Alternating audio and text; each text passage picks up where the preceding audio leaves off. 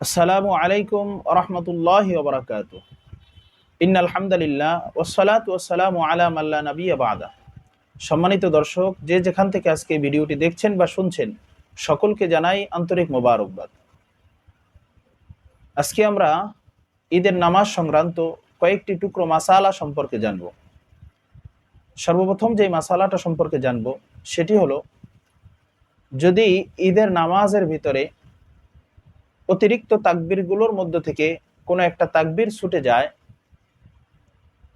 আমরা সকলেই জানি যে ঈদের নামাজে অতিরিক্ত তাকবীর বলা ওয়াজিব, আর নামাজের ভিতরে যদি ওয়াজিব ছুটে যায় তাহলে নামাজের শেষান্তে তাশাহুদের পরে সাহু সিজদা করে নামাজ শেষ করতে হয়। কিন্তু এক্ষেত্রে যদি তাকবীর অতিরিক্ত তাকবীরগুলোর মধ্যে থেকে কোনো একটা তাকবীর ছুটে যায়, সেক্ষেত্রে ঈদের নামাজের শেষে সাহু সিজদার প্রয়োজন নেই, সাহু সিজদা করবে না, কারণ ঈদের নামাজে সাহু সিজদা নেই। এটি বর্ণিত আছে আজিজুল ফতুয়া 1 নম্বর খণ্ড 309 নম্বর পৃষ্ঠায়। এর পরের একটি মাসালা হলো, যদি কোনো ভাই ঈদের নামাজে অংশগ্রহণ করার জন্যে এসে দেখে ইমাম সাহেব নামাজ শুরু করে দিছে এবং এমন এক পর্যায়ে পৌঁছে গেছে যদি সে উজু করতে যায় তাহলে তার নামাজ ছুটে যাওয়ার সম্ভাবনা রয়েছে, সেক্ষেত্রে সে তাৎক্ষণিক তায়াম্মুম করে নামাজে অংশগ্রহণ করবে। এটি বর্ণিত আছে তাহাবি 63 নম্বর পৃষ্ঠায়। এরপরে আরেকটি মাসালা হলো, যদি নামাজের ভিতরে কোনো ভাইয়ের উজু চলে যায় ঈদের নামাজের ভিতরে, সে তাৎক্ষণিক উজু করে এসে ঈদের নামাজে অংশগ্রহণ করবে। এটি বর্ণিত আছে তাহাবি 69 নম্বর পৃষ্ঠায়।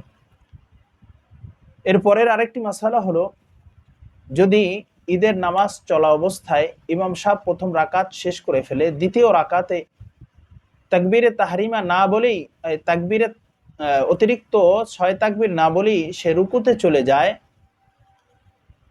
এবং রুকু করে, এমতো অবস্থায় মুসল্লিরা তাকে সতর্ক না করেই তারা দাঁড়িয়ে থাকে এবং ইমাম সাহেব রুকু করে সিজদায় চলে যায় আর মুসল্লিরাও তার সাথে সিজদায় চলে যায়।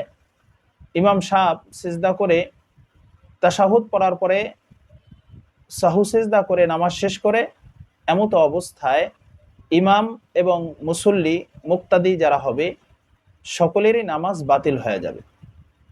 এটি বর্ণিত আছে ফতোয়ায়ে দারুল উলুম দেওবান্দ 1 নম্বর খণ্ড 217 নম্বর পৃষ্ঠায়।